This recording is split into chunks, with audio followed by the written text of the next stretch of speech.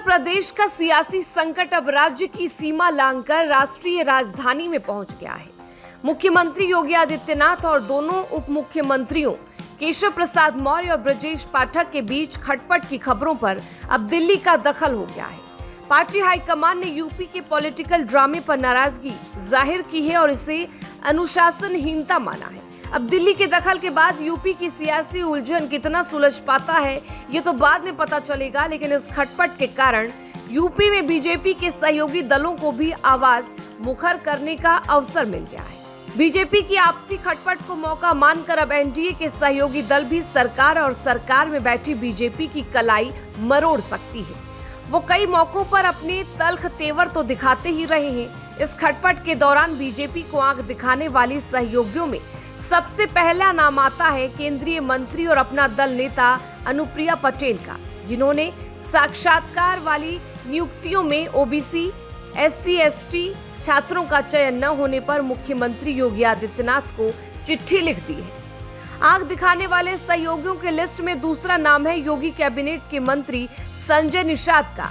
Nishad party प्रमुख कई मौकों पर बीजेपी को चुभने वाले बयान देते रहे हैं। योगी आदित्यनाथ की बुलडोजर नीति का विरोध करना हो या प्रदेश के अफसरों पर मनमानी चलाने का सीधा आरोप लगाना हो, संजय निषाद कई मौकों पर खुलकर सामने आते रहे हैं और अपने सहयोगी की कलाई मरोड़ते रहे हैं। साथ ही वो निषाद समाज को अनुसूचित जाति वर्ग में आरक्षण देने की मांग भी उठाकर बीजेपी के माथे पर सिकन पैदा करते रहे हैं। इस लिस्ट में तीसरा नाम आता है सुहेलदेव भारतीय समाज पार्टी नेता ओम प्रकाश राजभर का।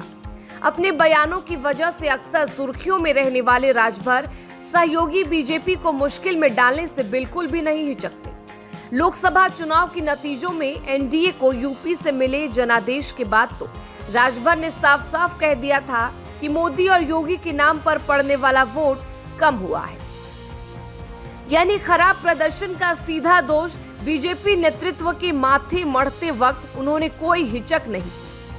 कुल मिलाकर उत्तर प्रदेश में हालात ये हैं कि बीजेपी को चारों तरफ से चोट लग रही है। यूपी में अभी पार्टी लोकसभा चुनाव के झटके से नहीं उभरी थी कि आंतरिक कलह ने बीजेपी को जकड़ लिया।